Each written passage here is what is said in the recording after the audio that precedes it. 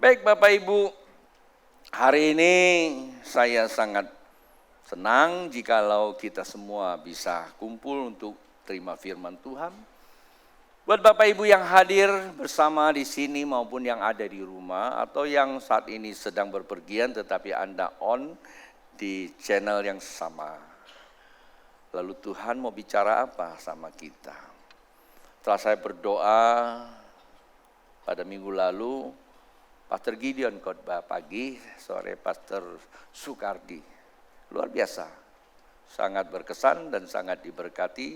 Ada hal-hal yang dibukakan sehingga merangkum, membawa saya terus lebih dalam apa yang menjadi kekurangan kita yang perlu kita diperlengkapi. Saya berdoa apa yang saya sampaikan hari ini bisa menolong Bapak Ibu untuk membuka akses. Ya, jadi memiliki akses, membuka perjanjian Tuhan. Kalau kemarin Pastor Sukardi dia sampaikan bagaimana dia hidup sebagai pengikut Kristus, saya agak sedikit cemburu, cemburu boleh dong ya. Kenapa saya iri? Iri itu Alkitabnya itu sebetulnya sampai tanggalnya, sampai jamnya itu tercatat. Saya ingat ini bagi saya itu hanya berlaku sekitar 20 tahunan. Saya punya Alkitab tadi saya bawa sebetulnya. Enggak nanti dibilang ikut-ikutan. Itu ada catatan-catatan. Setelah itu tidak lagi saya pakai. Saya punya Alkitab satu dari bertobat sampai hari ini. Pas Alkitab itu lumayan bagus sehingga tuh kuat banget. Tapi isinya udah berantakan ya karena coret-coretan. Ya saya kira memang itu menjadi dasar. Lalu Anda bisa lihat kehidupannya. Ya orang yang seperti itu bukan sekedar bicara tapi kehidupan. Demikian Pastor Gideon.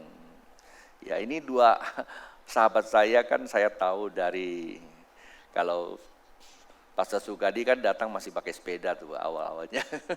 Sepeda betul ya. Kalau sekarang sepeda kan kita buat goes saya juga pakai. Kalau dulu bukan karena itu transportasinya dia ya. Saya tempatkan di sekolah minggu waktu itu ya. Nah, Anda lihat kehidupan hari ini. Dan juga Pastor Gideon datang. Dia malah nggak pakai sepeda. Jalan kaki, tapi dia naik mobil sih, bagus juga. Mobil 300S. Kalau Anda punya 300S Mercy, kalau dia 300 rupiah saja turun naik pintunya 2. Depan belakang ya, oplet. Ya, hari ini dia, Anda lihat ya ini sebagai contoh aja sih ya. Yang paling bahagia adalah didampingi seorang istri yang memang warna kulitnya beda. Dan itu kasih karunia. Ada yang memang mau cari tapi nggak dapat, tapi dia tidak mau cari, bukan. Dia hanya siap terima aja sih. Kalau saya bilang nggak mau cari, nanti tersinggung yang sampingnya ya. Dia siap terima warna apa saja, tapi Tuhan kasih yang terbaik. Bilang sama samping kiri kananmu, Tuhan beri yang terbaik buat Anda.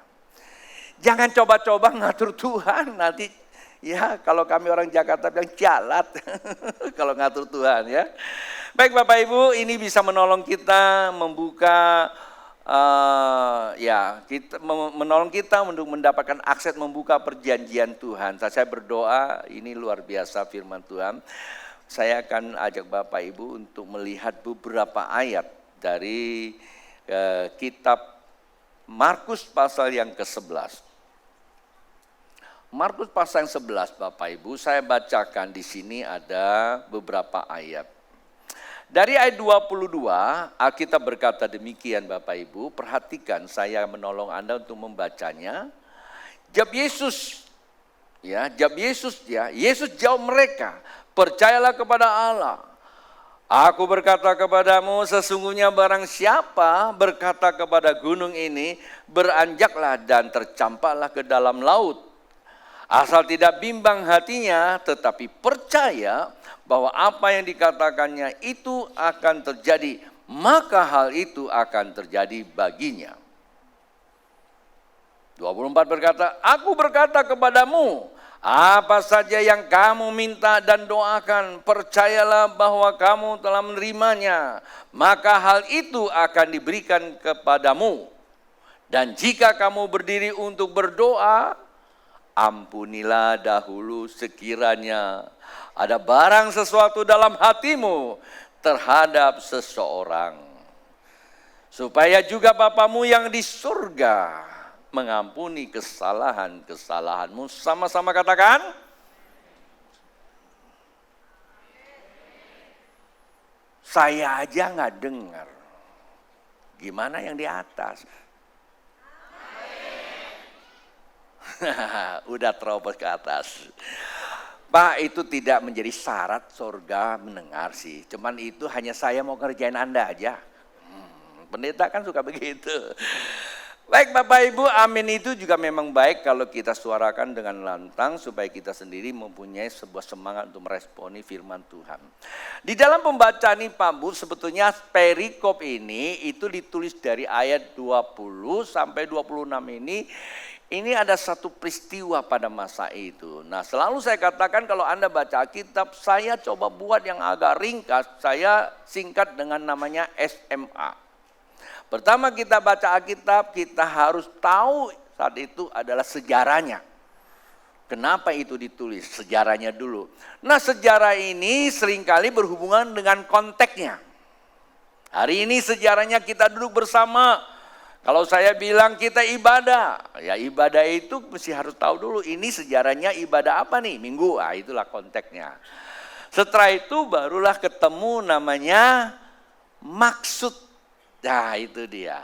Maksudnya apa nih teksnya? Maksudnya baru kita tahu teks ini untuk apa. Sebab Alkitab itu ditulis teksnya bahasa Indonesia. Dan terkadang dalam bahasa kita satu sama lain bahasanya sama, katanya sama tapi maknanya berbeda. Terkadang susah kita untuk menerjemahkan. Ya kan? Ringan tangan atau panjang tangan.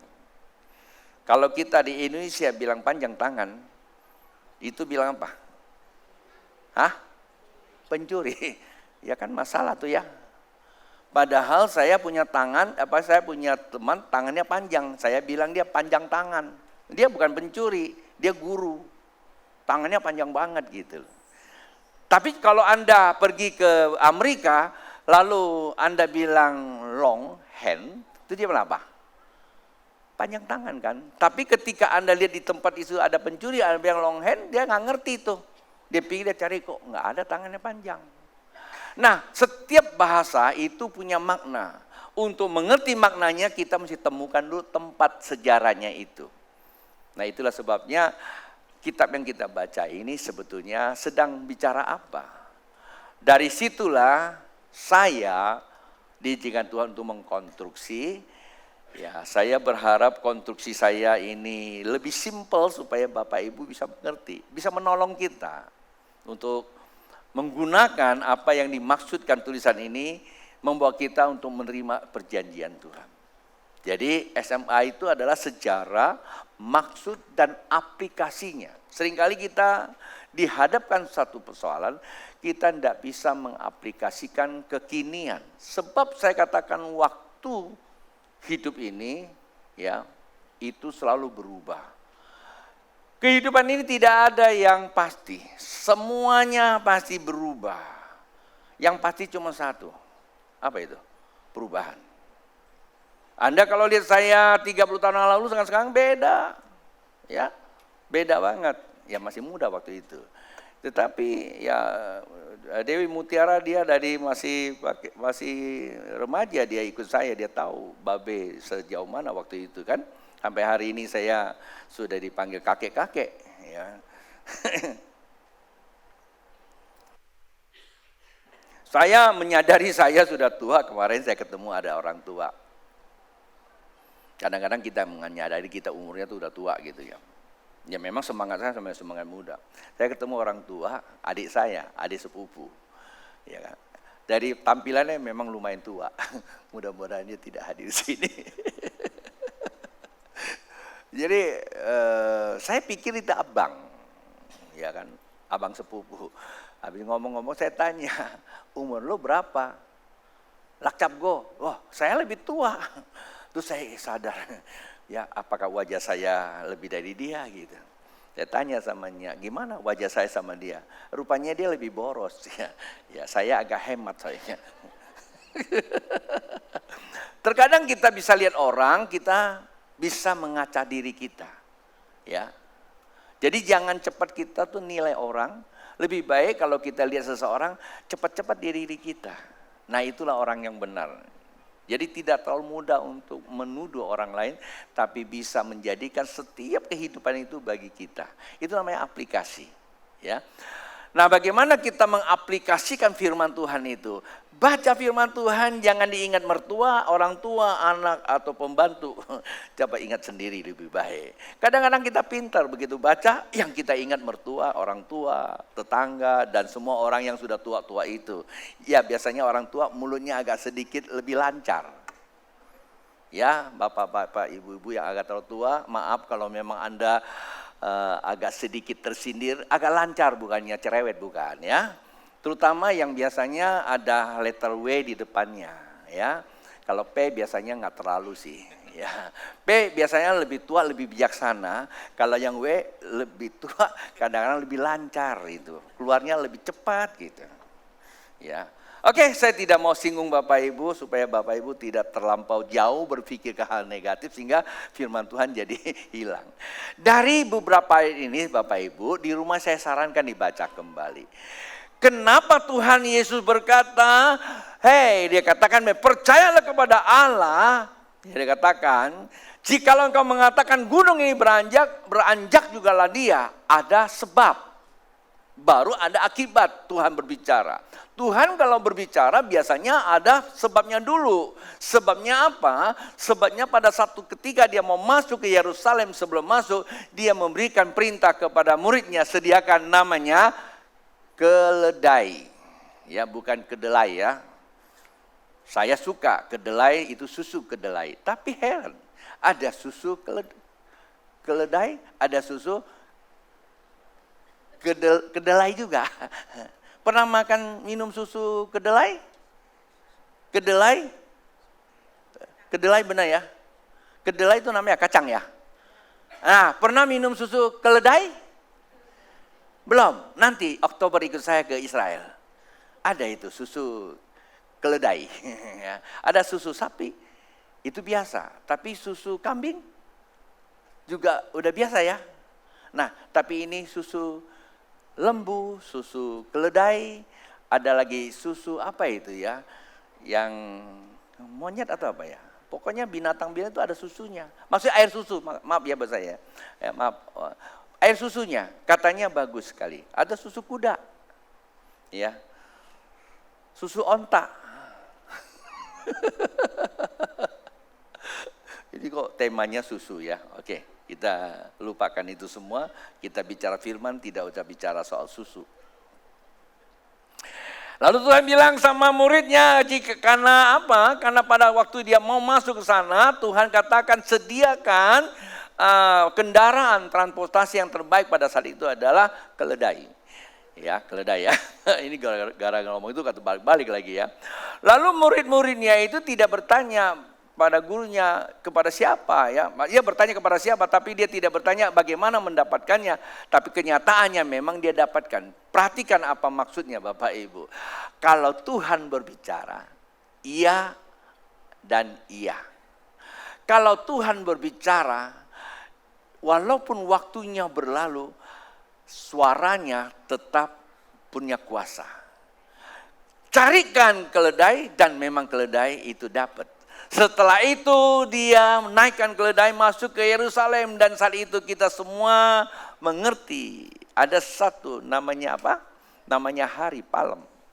Hosana, Hosana, ada serakan, ada seruan yang luar biasa karena dia seorang raja masuk ke Yerusalem. Dikiraan dia akan dinobatkan menjadi raja pengganti Daud, ternyata bukan. Seperti yang dibayangkan manusia, tetapi memang dia tetap raja. Bukan menggantikan Daud, tetapi dia raja menggenapi seluruh sistem kerajaan yang ada di bumi ini. Itu pada masa itu. Nggak lama kemudian kita tahu memang dia disalibkan, tapi itu tidak saya ceritakan. Pada satu ketika dia lewat di satu daerah dan ada pohon tidak berbuah. Dan dia katakan, jangan lagi kau Tidak lagi orang memakan buahnya. Dia hanya sepintas lalu berkata. Berapa waktu kemudian muridnya bangun pagi, dia lihat pohon yang dikutuk oleh Tuhan itu ternyata memang kering. Anda bayangkan, suaranya Tuhan waktu dia keluar. Kalau Bapak Ibu paham perkataan Tuhan bagaikan api, itu diterjemahkan ke dalam bahasa Indonesia bagaikan api. Sebetulnya perkataan Tuhan itu adalah bara. Bilang bara. Bara. Kadang-kadang kita pikir bara itu adalah api. Bukan, bara itu biasanya apa? Api. Mungkin udah tainya api kali ya, bara ya. Betul ya Bu ya? Bara. Tetapi sebetulnya Alkitab katakan bara, ya bahasa asli kata bara itu adalah mengandung daya cipta. Jadi waktu Tuhan bicara, perkataan Tuhan, firman Tuhan itu bara, mengandung daya cipta. Sehingga kita mengerti itu namanya api. Jadi perkataan Tuhan itu adalah bara yang disebut daya cipta. Kalau Anda dengar orang suka main sulap, dia apa? Abradakabara. Nah, itu ada kata bara. Ya. Tahu ya? Abradakabra. Nah, itu namanya ada bara. Nah, bara itu apa? Daya cipta. Bahasa Ibrani dan bahasa Arab itu serumpun Bapak Ibu. Jadi waktu Tuhan Yesus berkata, janganlah berbuah, memang terjadi. Lalu muridnya tersentak, wih, perkataan Tuhan itu luar biasa. Coba Bapak Ibu perhatikan narasi saya. Jadi jangan perhatiin saya lalu terkesima. Perkataan saya itu, kata firman yang diucapkan Tuhan itu, begitu keluar itu tidak pernah hilang sia-sia. Kalau Bapak Ibu mengerti tentang hukum, ada satu hukum namanya hukum fisika, itu adalah kekekalan. Dan kita tahu bahwa segala sesuatu yang ada di alam semesta itu karena bara, karena firman. Loh, sesuatu yang dihasilkan oleh firman saja itu kekal, apalagi perkataan Tuhan. Jikalau Tuhan sudah berbicara, itu tidak pernah berlalu. Langit dan bumi bisa runtuh, tetapi firman Tuhan tetaplah utuh. Pak Bu, saya punya kehendak. Saya tahu ini kehendak Bapak. Saya nangkap isi hati Bapak untuk memberitahukan kepada Bapak Ibu bahwa Tuhan yang kita sembah seperti itu. Bukan di sana atau di sini. Di mana baranya perkataan Tuhan, firman Tuhan. Sejauh mana? Sejauh kamu sadar kamu itu tahu bahwa Allah itu ada. Saat itu engkau bisa memperkatakan firman-Nya. Dan apa yang diperkatakan itu akan jadi. Itulah sebabnya Alkitab katakan, apa saja Tony yang kau rindukan, ku karuniakan kepadamu.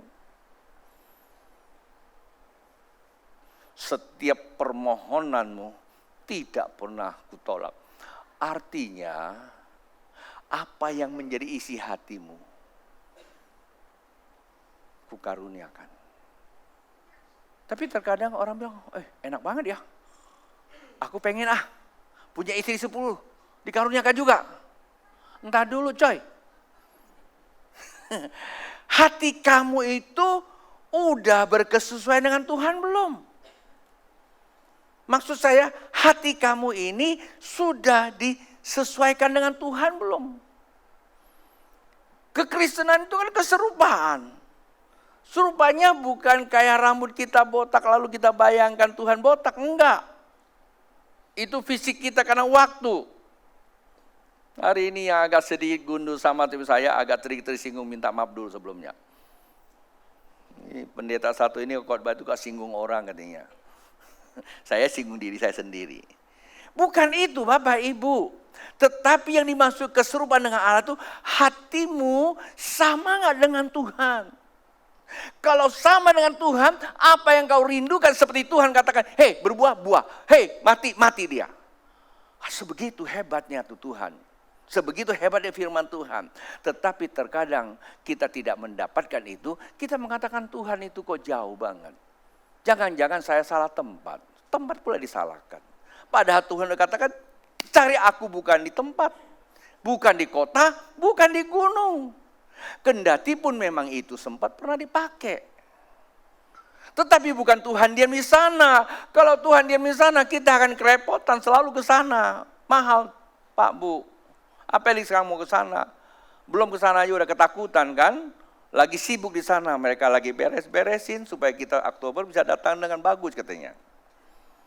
Ya, lagi diberes-beresin katanya. Jadi kalau Anda mau kedatang saya pasti udah rapi banget itu. Ya. Jadi enggak usah takut. Teman saya di sana saya tanya, "Gimana, Pak, kabar sana?" Enggak ada masalah. Yang masalah kan kita menilainya gitu loh, ya. Nah, itulah sebabnya Bapak Ibu, jadi saya mau ingatkan kepada kita semua bahwa firman Tuhan yang ditulis itu bukanlah firman Tuhan sekedar hanya menghibur. Jadi ketika kita berdoa, ketika kita minta tidak dipenuhi, lalu kita beranggapan, itu semua hanya cerita pendeta saja. Awalan sih nggak masalah lah. Biasa manusia juga kadang-kadang meragukan. Toh Alkitab banyak menulis juga murid-muridnya yang bersama dan Tuhan meragukan. Toh Hawa saja meragukan Tuhan. Bagaimana Anda dan saya kan? Itu manusiawi. Tetapi yang jadi persoalannya mereka meragukan tapi tidak hidup di dalam keraguan. Itu beda. Meragukan itu adalah proses manusiawi. Kalau hidup di dalam keraguan itu namanya proses kehidupan yang sudah duniawi. Paham gak? Manusia itu memang cenderung bisa saja ingat dan lupa, on off. Tetapi kalau duniawi artinya kita sudah diikat oleh sifat-sifat dunia yang dibawa kepada kehancuran. Contohnya apa? Contohnya begini Pak Bu. Ketika Bapak Ibu berdoa sama Tuhan, tidak dijawab. Lalu mulai kita punya sebuah asumsi. Jangan-jangan Tuhan tidak ada di sini. Atau hari ini Tuhan memang tidak hadir. Yang di sana harusnya lebih kuat. Di sini sudah agak lemah. Tapi mungkin karena komunitasnya masih bagus, ya udah lupakan itu. Nikmati saja komunitas. Tuhannya nggak terlalu diperhatiin lagi. Tapi karena suasana komunitas itu terkadang bisa mempengaruhi kita, saking lama, saking enjoy komunitasnya dan mempunyai doktrinasi. Dengan begitu indahnya kita lupa dengan kehadiran Tuhan. Selama-lama kita nikmati komunitas, tapi kita tidak pernah nikmati Tuhan. Toh itu juga dialami murid-muridnya di Kisah Para Rasul kan. Mereka nikmati semua komunitas yang luar biasa. Nggak punya duit, mereka jual rumah. Ini contoh ya. Bagi bersama, makan bersama. Nggak ada kemiskinan. Tapi Tuhannya dilupakan. Dan kita tahu sejarah mencatat di dalam Kisah Para Rasul. Kalau saya bilang Tuhan izinkan itu terjadi masalah, mungkin agak kurang pas. Seringkali kita juga suka menggunakan itu. Dan segala sesuatu terjadi itu memang ada hukum. Hukum tabur tuai. Karena kamu melupakan dia, akibatnya pasti kamu akan mengalami bencana. Bencana saat itu adalah penganiayaan besar. Sehingga mereka diserahkan kemana-mana. Saat waktu diserahkan disitulah terjadi kesadaran. Lalu mereka mengalami namanya apa? Berkat Tuhan. Begitu mengalami berkat Tuhan, mereka bersaksi. Dan itu biasanya kami orang-orang teolog yang sekolah kitab mengistilahkan karena kita asik berkumpul, enggak suka keluar, maka Tuhan kirim bencana, maka terjadilah berita Injil. Boleh enggak? Boleh juga sih. Tapi saya coba mau luruskan. Tuhan enggak sekejam itu kali ya. Kalau Bapak Ibu asik aja duduk gereja, besok dikirim gempa bumi. Terus kita semua pergi bersaksi. Kayaknya enggak gitu kali Tuhan. Lalu kenapa? Kalau kita duduk saja tidak keluar untuk bersaksi, bisa nggak terjadi bencana? Itu hukum. Orang yang jauh dari aku pasti dia dekat dengan siapa? Dunia. Dunia ada siapa? Alkitab katakan dunia sedang menuju kepada kehancuran. Kalau kita dekat dengan dunia berarti dekat dengan kehancuran dong. Kendati pun kita bisa menghimpun kekayaan yang besar, uang semakin banyak, enggak masalah, itu oke-oke saja. Tuhan juga suka kalau kita kaya. Tetapi kalau kita dekat dengan dunia, masalah. Beberapa hari yang lalu, bukan di seminar Worship Transformation. Kata Amos, carilah aku maka engkau akan hidup. Kalau Bapak Ibu rajin baca Alkitab, coba baca sejarah Amos. Apa kekurangannya? Nggak ada. Kerajaannya bagus, damai. Penduduknya semua diberkati, luar biasa. Loh, mengapa Tuhan datang melalui Amos adalah seorang rakyat jelata. Lalu dia berbicara, carilah aku. Rupanya kekayaan, kepandaian telah menggeser keimanan.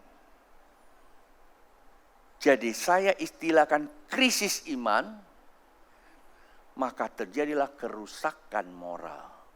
Kenapa iman bisa krisis? Karena kebenaran telah dicemarkan oleh kemegahan mereka. Dia pikir dia sukses karena kemampuan bisa mendatangkan sukses. Kendati pun memang dia kerja keras, tapi tetap Tuhan ada di tengah. Hanya saja mereka tidak mengenal kebenaran, imannya krisis. Saat itulah Tuhan ingatkan, cari aku supaya imannya hidup kembali. Di worship transformation itu, transformasi maksud saya, itu diajarkan, ya, diperlengkapi oleh Pastor Samiton, itu oke banget itu. Jadi memang seperti itu. Nah, sebetulnya Bapak Ibu, COVID-19 itu adalah satu masa, ya. Kalau kita yang Tuhan izinkan, enggak juga. Karena itu memang proses kehidupan. Tapi kita coba menggunakan masa itu untuk introspeksi. Masih ingat enggak beberapa tahun lalu di masa COVID? Saya selalu menggunakan istilah, who are you? Siapa kamu? Who am I? Siapa aku? Dengan adanya COVID. Jujur, kita semua ketakutan kan? Ya Pak, iya. Sampai hari ini juga masih takut kok. Ada yang ketakutan, tapi harus jadi latah. Udah keasikan juga. Asikan gak ke gereja gitu loh. Ya Pak ya. Jadi kadang-kadang kita anggap ke gereja itu hanya sekadar mau atau tidak mau. Kita yang pilih. Pak Bu, makan nasi iya. Pakai baju iya. Tapi yang namanya kerohanian tidak bisa. Kok saya jauh banget lari ke sini. Saya kembali ke situ lagi ya. Oke Pak Bu, dari ayat yang kita baca saya konstruksikan menjadi 3 bagian. Saya kasih highlight sebenarnya. Saya kontraskan. Tapi saya buat sebuah konstruksi supaya lebih mudah Bapak Ibu mengerti. Ya. Dari pembacaan kata percaya kepada Allah, menurut Bapak Ibu ini apa nih? Kita mau bangun dengan dasar apa nih? Percaya pada Allah, ya dasarnya ini, iman. Bilang iman. I gitu, sama-sama I. Ini pendeta suka ngerjain ya. Yang kedua, ya, aku berkata kepadamu, apa saja yang kamu minta dan doakan, percayalah bahwa kamu telah menerimanya. Itu namanya apa? Perbuatan. Perbuatan. P. Nah, kalau ada yang sekolah tahu nih apa nih. Nah, berikutnya, ampunilah dahulu sekiranya ada barang sesuatu dalam hatimu terhadap seseorang. Ini penting loh ya. Ini menjadi faktor ya, faktor, bukan jadi Victor, faktor ya. Seseorang supaya juga Bapamu yang di sorga mengampuni kesalahan-kesalahanmu. Ini bicara apa nih? Hah? Mengampuni sesamamu. Udahlah, nggak usah lama-lama. Kekudusan, bilang kekudusan. Jadi iman.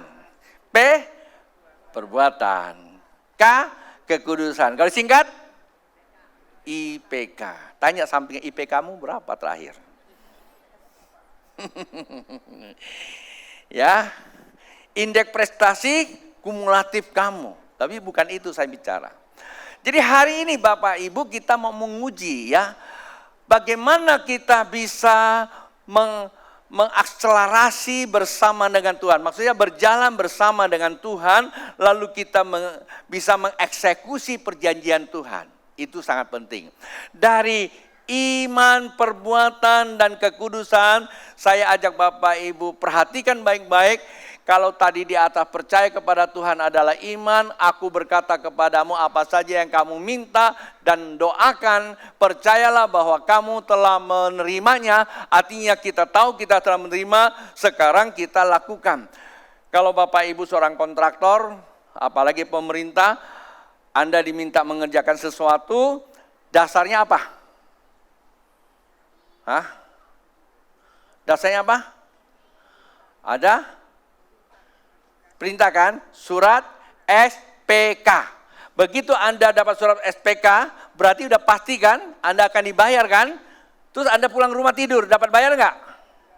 Bilang sama saya, tahu tuh barang. Ya kan? Udah dapat surat perintah tidur pula. Terus besok nagih, kamu nggak dimasukin penjara udah bagus. Ya kan? Tapi ada yang begitu sih, zaman kami dulu. Dapat SPK nggak kerja, jual aja. Terus lama-lama apa? Pakai baju oranye. Udah gak usah bahas yang ginian ya. Karena dulu aku kontraktor. Suka jual beli yang begituan. Nah, Bapak Ibu, saya mau ajak Bapak Ibu, ini firman Tuhan ya. Tadi petikan dari berapa ayat yang kita baca. Nah, sekarang kita satu persatu Bapak Ibu. Waktu saya masih ada. Nah, hari ini kita punya topik. Iman kasih karunia adalah kepastian. Bilang, iman kasih karunia adalah kepastian. Pak Bu, iman kasih karunia itu ini. Iman itu memang proses. Tetapi proses di dalam kasih karunia. Kalau nggak ada kasih karunia kita nggak punya iman. Oke, karena saya tidak bahas ini buat Bapak Ibu. Nah, waktu lagi worship transformation saya ada bahas ini tentang soal iman. Ya, proses itu. Lain kali saya mungkin ambil materi seminar itu saya bahas di hari Minggu. Ya, karena cuma 2 sesi, ya kemarin 2 sesi saya bisa selesaikan 1 jam, saya 1 sesi lah saya bahas lebih detailnya. Nah sekarang kita mulai kupas satu persatu. Pertama iman. Pak Bu, beberapa waktu ini saya sering kali khotbah tentang iman Abraham. Bapak Ibu sama saya bisa jadi Kristen itu karena siapa? Karena Abraham kan. Kita bukan anaknya Nuh. Kita bukan anaknya Henok. Kita juga tidak disebut anak Adam. Walaupun kita turunan Adam, betul kan? Manusianya turunan Adam. Tetapi kita lebih dikenal namanya apa? Keturunan Abraham. Kenapa? Adalah Abraham orang yang dikenan oleh Tuhan. Kenapa? Karena Abraham memiliki hati Tuhan. Seperti Musa memiliki hati Tuhan. Karena Tuhan melihat hati. Tuhan tidak lihat wajah. Daud memiliki hati Tuhan. Tapi kenapa kita tidak disebut anak Daud? Kalau Yesus anak Daud, beda Bapak Ibu. Ya, karena kita bukan secara kelahiran daging. Kita ini kelahiran secara. Saya teruskan lagi. Nah, saya menggunakan ayat ini untuk kita bahas. Bapak Ibu perhatikan baik-baik, ini penting sekali. Apa itu iman?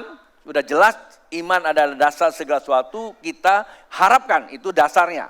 Tetapi bagaimana konstruksi iman? Sudah saya ajarkan beberapa kali. Yaitu adalah pikirkan, rasakan, pasti lakukan. Itu yang dikatakan KPR. Ya, oke. Nah sekarang saya ajak Bapak Ibu melihat Alkitab yang dikatakan di dalam kitab Yohanes ini. Sebetulnya ini ayat itu berkenaan dengan Abraham. Perhatikan Bapak Ibu. Kalau ayat ini berkenaan dengan iman Abraham, sebetulnya ya pada waktu itu Tuhan Yesus sedang ceritakan ayat ini berkesesuaian dengan tipikal Abraham. Kalau Bapak Ibu dan saya adalah keturunan Abraham, mari kita jadikan ayat ini sebagai model.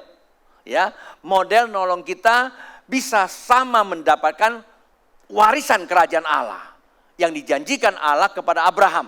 Oke?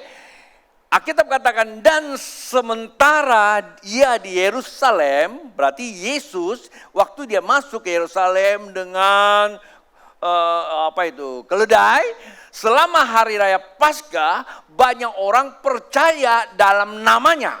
Hosana, Hosana. Kamu baca ada Alkitab itu. Semua bawa daun palem bersemangat sekali. Pak Bu, perhatikan baik-baik. Ini bisa memberikan sebuah koreksi buat kita. Betul gak sih kita jadi orang Kristen?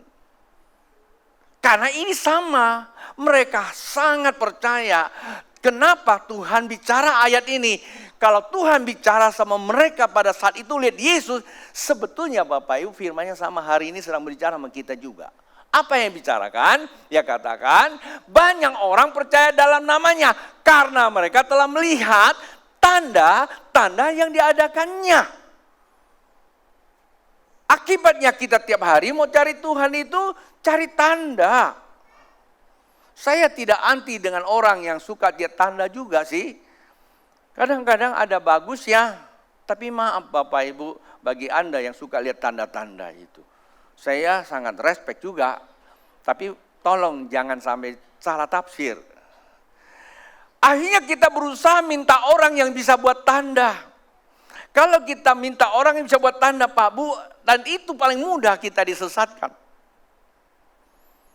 Saya kalau ngomong ini salah ngomong nanti bisa lagi menyinggung Bapak Ibu. Saya bukan tidak percaya dengan mujizat. Saya bukan tidak percaya orang berbahasa roh tumbang sana tumbang. Saya seringkali doakan orang juga tumbang. Saya seringkali doakan orang tertawa. Saya seringkali doakan orang lompat-lompat. Seringkali. Tapi itu tidak dijadikan standar untuk pelayanan Bapak Ibu. Dan itu sangat berbahaya. Paham ya Bapak Ibu ya? Kalau itu menjadi tanda Bapak cari, saya sarankan Bapak pergi ke Filipina. Di situ banyak tanda. Satu ketika saya kaget. Karena saya saksi mata. Waktu saya belum bertobat. Itu tertawa ya, pisau silet itu. Itu orang tinggal disobek aja itu. Ya, orang yang kanker itu langsung dipotong. Ya, tinggal digosok-gosok, dicabut atau apa yang dicabut. Saya ambil bingung juga. Waktu itu saya datang sama Nyak ke satu tempat. Saya ngintip-ngintip gitu. Waduh kalau saya di black perut saya. Karena waktu itu perut saya gak enak banget gitu loh. Akhirnya udah giliran saya masuk. Saya ngeliatin ya kalau dia ambisiat, sorry Pak saya enggak lah. Tapi enggak, dia pakai tangan. Udah. Terus ditempel lagi pakai itu. Tensoblat ya koyok. Udah pulang katanya. Untung gak disobekin. Sebetulnya ada beberapa jemaat kita pernah loh. Keluarganya kanker, dia pergi juga. Itu dikoyain begitu. Itu tanda.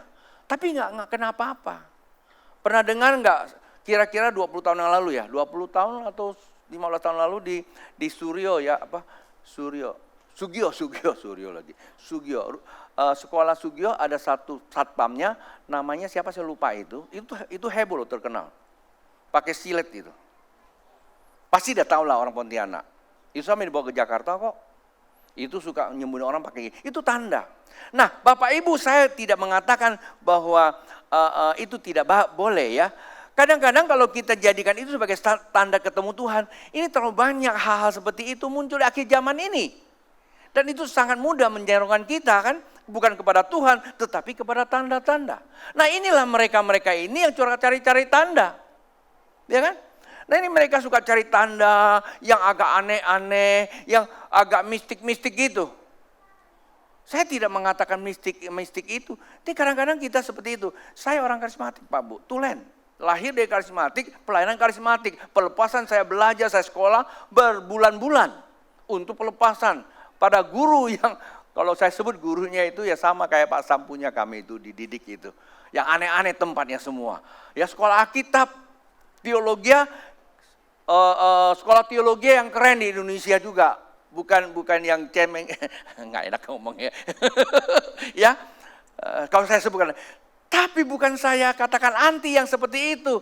Mari kita harus selaraskan kebenaran itu lebih baik. Oke? Nah, kita lihat. Kenapa Tuhan berkata demikian? Nah, tetapi Yesus sendiri tidak mempercayakan dirinya kepada mereka. Kau percaya aku. Ku percaya, aku percaya. Bukan Yesus kau baik, tapi berkat-Mu atasku melimpah malahan. Percaya berkatnya aja. Tidak salah Pak Bu percaya berkat Tuhan. Nah, Tuhan katakan kamu percaya is okay karena lihat tanda-tanda. Tuhan tahu kamu cuma lihat tanda. Tuhan tidak mempercayakan dirinya kepada mereka. Itunya masalah. Beda loh Abraham. Oke, saya teruskan lagi. Karena apa? Karena ia mengenal mereka semua. Ayo, kenapa Tuhan tidak mempercayai orang yang percaya? Itu percaya loh. Lihat tanda-tanda mujizat kan? Karena Tuhan mengenal mereka. Tuhan mengenal apa?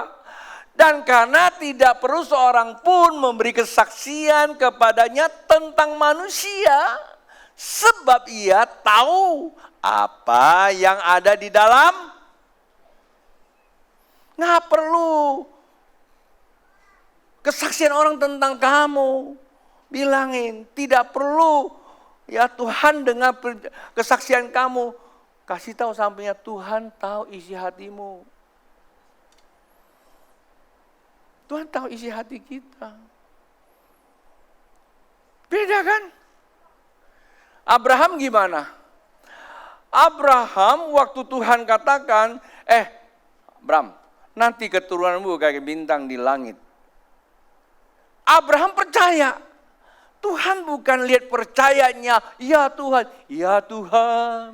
ku percaya. Ya, sedikit keluar air mata. Aku percaya. Sedikit angkat tangan. Ngantuk sedikit. Karena kelamaan nyanyinya. Bukan itu Pak Bu. Tuhan lihat hati Abraham. Begitu dia bilang, engkau akan mempunyai keturunan bagaikan bintang di langit. Tuhan lihat hatinya. Ada hatiku di dalamnya. Ini penting sekali Bapak Ibu. Memiliki akses untuk membuka perjanjian Tuhan. Kita mesti mempunyai isi hatinya Tuhan. Jadi kalau kita mempunyai isinya hati Tuhan, perkataan Tuhan itu langsung terjadi apa? Terjadi sebuah redakan. Saya sebetulnya kalau mau jelaskan ini kepada Bapak Ibu ini cukup panjang. Tapi saya berikan contoh tentang soal namanya IKN akan diresmikan minimal 17 Agustus kita akan melihat terang menerang. Ya kan? Bapak Ibu pernah tahu nggak di sana sudah pasang genset belum? Generator listrik udah belum? Belum. Saya punya teman sering kasih saya informasi. Ya, karena mereka punya jaringan. Tidak ada juga pembangkit listrik air nggak ada. Tapi yang dipasang berapa hektar saya tidak tahu. Itu namanya solar energy, energi matahari. Pertanyaannya di sini ada nggak energi matahari? Ada nggak sini? Ada nggak? Ada. Bisa nggak kita dapat? Bisa, tinggal kita sediakan aja panelnya aja. Panelnya kita pasang, kemudian ya panel ya saya nggak usah sebut detail apa. Panelnya begitu kita pasang dapat sinar. Nah untuk dapatkan sinar kita bobok aja tuh atasnya kan. Kalau nggak dibobok ya nggak mungkin. Dibobok aja, matahari masuk, kena ke plat itu ada energi. Sebetulnya itu menggambarkan Tuhan itu hadir. Bagaimana kita bisa mengakses? Kita harus mempunyai apa? Yang ini, yaitu iman. Apa itu iman? Iman itu percayanya kamu sampai dipercaya oleh Tuhan. Ya kan? Nah, saya waktu kemarin dan Sabtu sharing sedikit saya ajarkan kepada peserta doa pagi. Kalau kamu baca Alkitab, sebelum kamu merasa damai di hatimu, ada sebuah semangat, kamu nyembah Tuhan juga cuma hanya nyembah nyanyian. Ya, Cingtian Puhecia nggak beda-beda lah. Hanya bedanya ini ada syair rohani aja. Ya, betul. Jadi kalau kita membaca Alkitab, ujiannya itu kita punya hati Tuhan nggak? Waktu kita baca, hati kita itu bergelora. Ada damai. Karena damainya itulah membuat Roh Kudus akan bekerja. Kalau Roh Kudus bekerja, maka seluruh reaksi kimiawi tubuh kita akan berproses. Jadi sel-sel tubuh kita ini terbentuk sesuai dengan firman Tuhan itu sehingga menjadi medan magnetik. Bapak Ibu yang mengerti teknik, yang magnetik itu bisa terjadi ya harus ada medan. Medan kalau tadi itu namanya solar energy listrik, yaitu ada medan listriknya. Nah, medan listriknya yaitu panel. Kalau namanya magnet yaitu adalah logam-logam yang memang bisa membuat menjadi medan magnetik juga. Karena di dalam hukum di sini ada namanya alam ini, ada namanya proton, ada namanya elektron. Ada yang positif, ada yang negatif. Ketika ini bersentuhan, maka terjadilah medan namanya. Medan itu terjadilah sebuah reaksi, reaksi magnet atau reaksi listrik. Nah, kalau saya menggunakan gambar itu, Allah itu adalah positif, katakanlah proton. Anda dan saya adalah elektronnya, negatifnya. Nah, kalau hati kita terbuka itu jadi medan magnet. Badan kita menjadi medan magnet. Pak Bu, apa yang kau rindukan? Nah, yang kita rindukan Pak Bu, ya kita rindukan bukan saja kita rindu hanya di dalam perasaan, tapi tersalur keluar energinya. Kalau seorang pria begitu lihat wanita dengan syarat belum beristri, dia tiba-tiba tersentuh hatinya. Lalu dia berdoa sama Tuhan, semangatnya luar biasa. Terjadi proses itu. Lalu energinya mengkonversi menjadi energi aktif dalam tubuhnya. Itu kalau di jalan ketemu wanita itu tiba-tiba kayak ada kontak batin. Bisa ajarin orang pacaran lagi ya. Ya biasanya di Love, Sex and Dating saya ngajarin seperti itu. Maka itu wanita-wanita kamu juga perlu dipenuhi firman Tuhan, punya energi positif. Kalau enggak gampang ditarik sama wanita, pria-pria yang cap buaya itu loh. Maaf ya para pria-pria ya. Saya kira di love sex and dating itu perlu diadakan lagi. Cuman saya karena usia seperti kalau ngajar gituan katanya, kurang keren katanya Babe ngajar gituan. Ya mestinya si Yusa yang ngajar. Tapi nggak tahu kenapa Yusa tidak buka ngajar love sex and dating. Dulu saya ngajar love sex and dating di Wisma Nusantara. Itu anak-anak remaja, ya anak-anak remaja. Itu dari bangku terpental semua, ya. Karena mereka begitu disampaikan itu terjadi reaksi penolakan ya kan dalamnya kan mereka udah banyak energi negatif ya. Wah teriak gitu ya, doa pelepasan. Itu namanya love, sex and dating. Ada bapak-bapak ikut juga. Tanya saya boleh karena biarpun bapak-bapak belum tentu yang ngerti tentang hal ini ya, love, sex and dating. Saya usia sebegitu tetap 3 ini kita pakai. Love cinta, sex ya dan dating. Dating itu pacaran. Gitu. Ini aja masih sering kali koslet. Udah belajar masih sering koslet. Apalagi nggak belajar jadi kurang ajar nanti. Itu iman Pak Bu, ya itu iman. Kalau ini kita beres Pak Bu, wow, ini menjadi motorisasi, ini menjadi kekuatan kita. Lalu yang kedua perbuatan. Saya butuh berapa menit lagi ya? Saya lihat waktu saya sudah lebih sih sebetulnya, ya. Saya mau berhenti, saya khotbah sore, saya lebih cepat. Ini belakangnya. Ya, yang depan B, turun B. Nanti Erna bayar angpaunya tambah masanya. Saya sengaja khotbahnya lebih angpaunya tambah. Enggak, gue nggak dibayar. Ini ngomong-ngomong uang bahaya nih hari-hari ini nih. Besok-besok gak disomasi lagi. Oke, perbuatan dikatakan jadi iman timbul dari apa? Pendengaran. Kita tahu, kita dengar, dan pendengaran oleh firman Kristus itu penting Bapak Ibu. Kamu tidak akan mungkin bisa berhasil di dalam duniamu apapun kalau ini tidak dijadikan dasar. Itulah sebabnya saya bilang saya agak sedikit iri, sedikit aja iri sama Pastor Sukadi. Iya, jadikan firman Tuhan sebagai dasar hidupnya. Kenapa dia tidak mau kotorin pikiran dengan hal-hal lain? Saya punya istilah, katakan, pikir, rasakan, terjadilah dalam 3T. Oke, saya akan bicara itu. Ya. Lalu Yakobus pasal 2 ayat 22 berkata, perhatikan Bapak Ibu, ini penting sekali ya buat Anda. Saya berharap bisa nolong kita semua. Kamu lihat bahwa iman bekerja sama dengan apa? Perbuatan-perbuatan. Dan oleh perbuatan-perbuatan itu, iman menjadi apa? Sempurna. Bukan sampurna, sempurna. Jadi harus dilakukan. Ini gereja lagi heboh hari-hari ini, saya nggak mau lah, hampir saya mau kutip tuh. Kita ini terlalu enakan 1 minggu 1 kali ibadah, ya kan? Mau dapat apa kalau kita tidak tekun melakukan yang namanya panggilan Tuhan? Kita pikir kita 1 minggu 1 kali ibadah kalau itu rutin.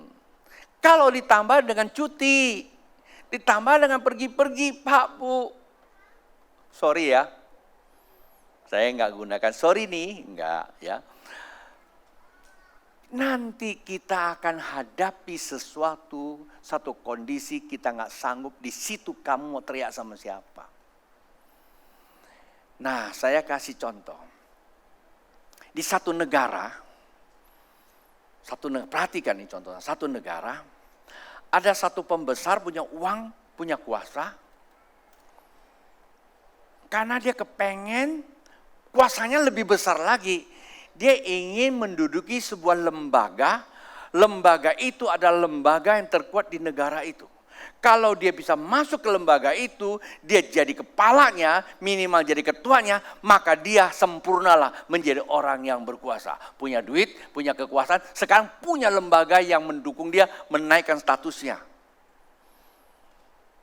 Karena dia punya kuasa, dia punya uang, punya pengaruh, dia mulai mempengaruhi lembaga itu. Ini satu negara. Negara mana? Negara ujung sana. Dan semua orang sana setuju. Kenapa? Karena dia punya uang, dia punya pengaruh. Kalau Anda tanya saya juga setuju. Karena saya suka sama yang model yang begitu. Dan akhirnya memang dia mau masuk, tetapi ada satu kondisi yang tidak bisa, namanya hukum.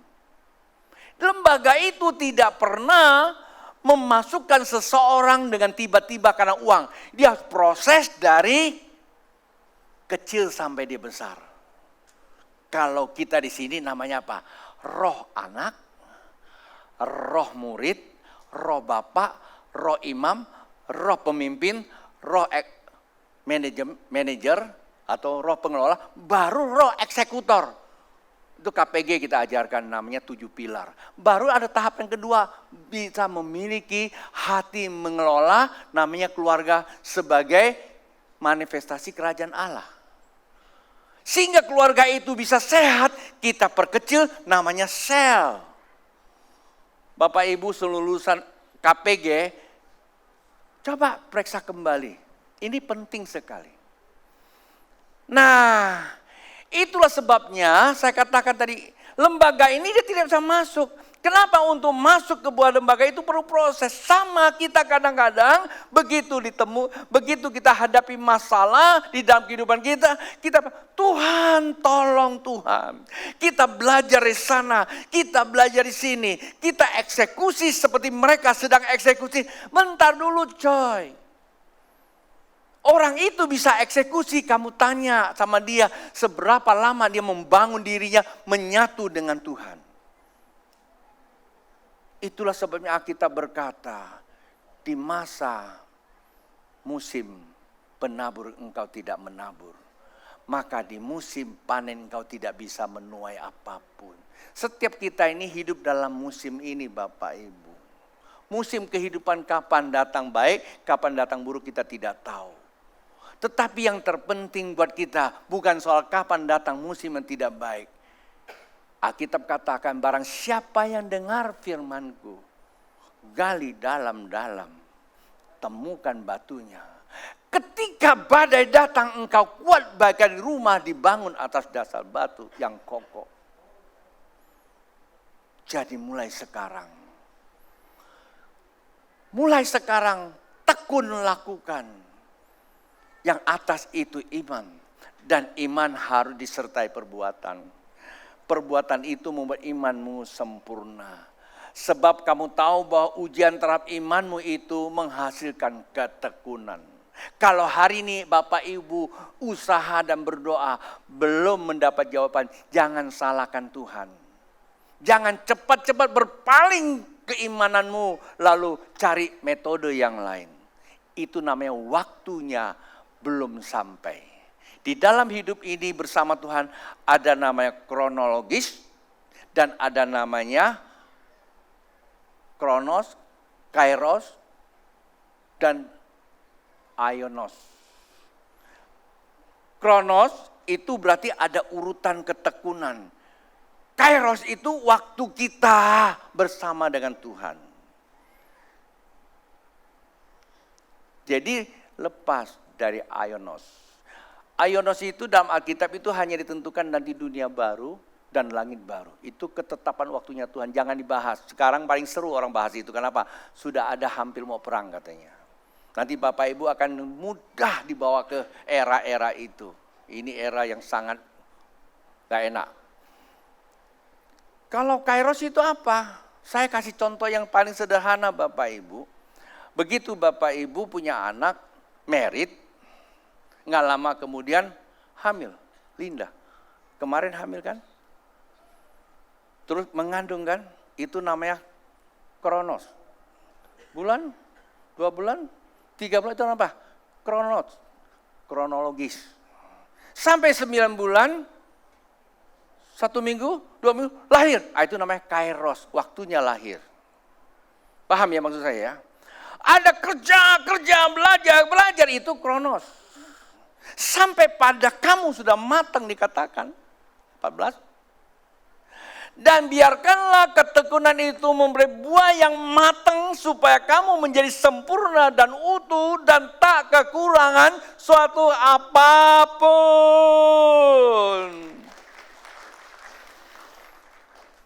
Linda, waktu hamil 3 bulan, capek enggak? Belum, asik banget ya. Apalagi anak pertama ya. Kalau udah 5 bulan, mulai terasa ya. Tendang kiri, tendang kanan ya. Kalau udah 9 bulan gak keluar-keluar, rasa gimana? Pipi, tolong ya aku titipin kamu. Pengen dikeluarin, simpan di suaminya. Capek kan? Tuh pengen gak tuh? Ya cepat-cepat keluarin deh.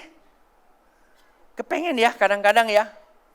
Tapi kalau 9 bulan sih boleh-boleh lah kau pikir. Itu kalau baru 6 bulan kepengen, itu namanya apa? Ya ini orang kurang paham tentang kehidupan, betul nggak? Sama, kadang-kadang kita doa. Udah dohel, doa puasa ikut, doa malam ikut, doa pagi ikut, doa bapak, doa ibu semua ikut. Tapi kok belum dijawab? Kita pengen cesar. Ini contoh aja. Belum waktunya. Sampailah waktu itu namanya kairos. Yang pertama, iman. Bangun sesuai iman Alkitab. Yang kedua, perbuatan. Lakukan Pak Bu. Saya ingat Pak Yos sampai akhir hidupnya. Dia tetap melakukan. Dia bilang, Ton, kalau waktu Tuhan belum kepada saya, waktu Tuhan bisa pada kamu. Jadi kami anak Bapak saling mengisi. Karena saya memiliki hati Tuhan, memiliki hati Pak Yos. Apa yang Tuhan taruh di Pak Yos, saya punya respek yang penuh. Sehingga saya bisa diisi oleh Tuhan, saya bisa memberkati dia. Di akhir hidupnya, dia mengalami kebangkitan. Saya berharap saya mengajak kepada Bapak Ibu, ketika Bapak Ibu punya hati Tuhan dan hati saya. Mungkin di masa saya ada banyak hal belum terpenuhi. Tapi minimal Tuhan bisa titipkan kepada Anda untuk memberkati saya di akhir hidup. Respect. Begitu Pak Yos bicara, ada kedamaian hati, ada kesukaan. Anda bayangkan, saya lagi sibuk, tahun kedatang dong ke Jakarta, nggak dibayar tiket, tanpa tanya A, B, saya mesti datang. Itulah tandanya cinta, ada kedekatan hati. Dan itulah namanya respect, baru saya bisa respon.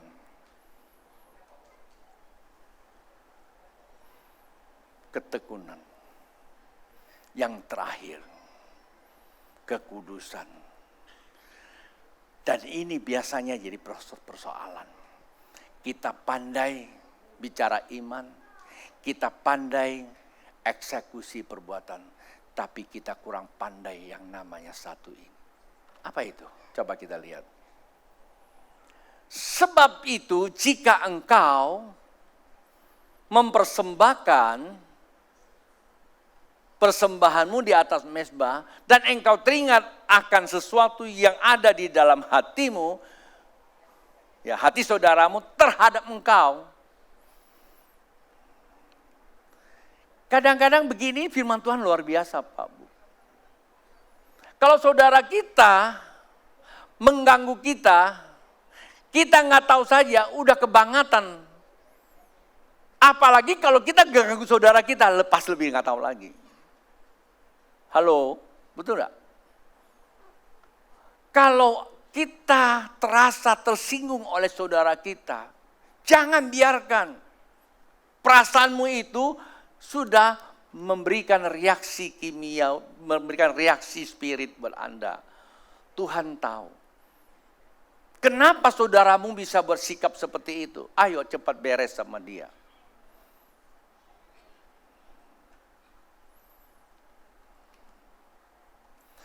Tolong Bapak Ibu cari buku saya, ada satu buku namanya Kasih Karunia. Ayub hari ini nggak hadir karena semalaman Tuhan, mungkin capek dia. Dia bersama saya, pelayanan di Tasik, ada seorang bapak, 1,5 tahun dia tunggu saya untuk cerita tentang buku itu. Buku itu membuat Pak Yos nangis, ada beberapa kesaksian tentang pengampunan. Saya cerita pengalaman saya. Lalu saya sampai di Tasik, malam itu bukan bagian dia untuk menjadi hospital di saya. Tapi malam itu dia ikut makan bersama saya. Yusak kalau tidak salah ada sini.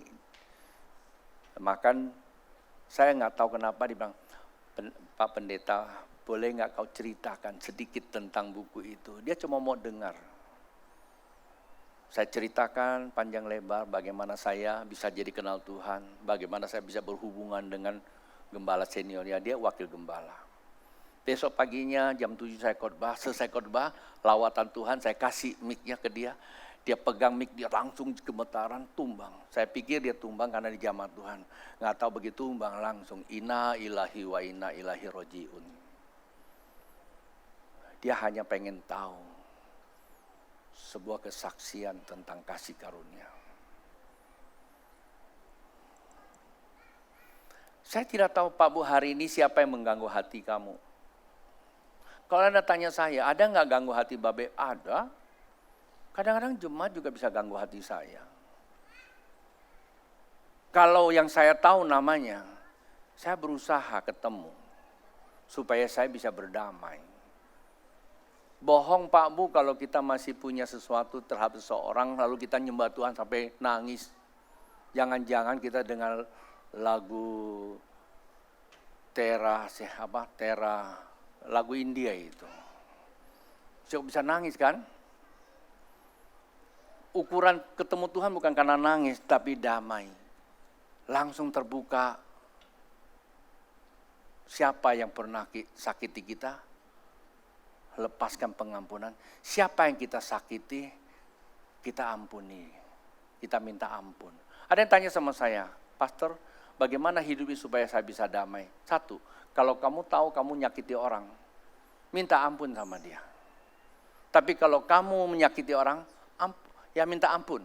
Tapi kalau kamu disakiti orang, ya, kalau kamu disakiti, ya ampuni dia.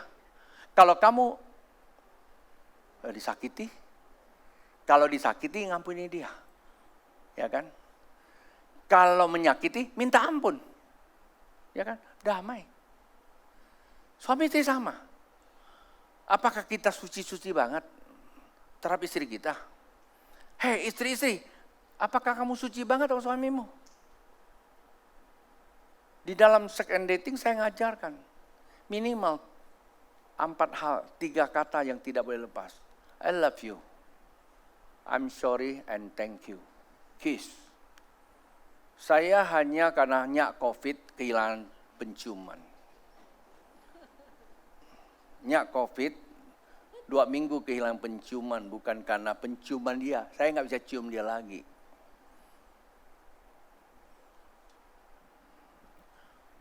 Alek berjalan sama saya. Dia bikin drama, dia cerita. Waduh, itu babe yang sana yang sini. Saya nggak nyadar sebetulnya. Pak Wimogi kan bapak rohani saya. Satu mobil sama saya. Dia lihat saya, komunikasi sama saya. Anda pikir kami itu harmonis sekali? Enggak juga. Tapi ada satu sikap yang memang dibangun. Dia ke rumah saya, dia bilang sama saya, Ton, sejak kapan kamu seperti itu? Sejak Pak Wi memberkati saya, doa, berkati saya nikah. Saat itu saya terbangun yang namanya, I love you, thank you, I'm sorry.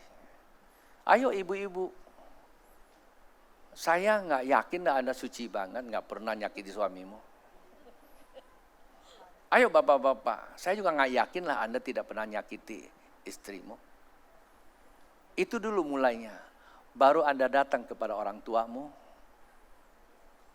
datang kepada gurumu kalau masih punya guru, datang pada gembalamu kalau masih punya gembala.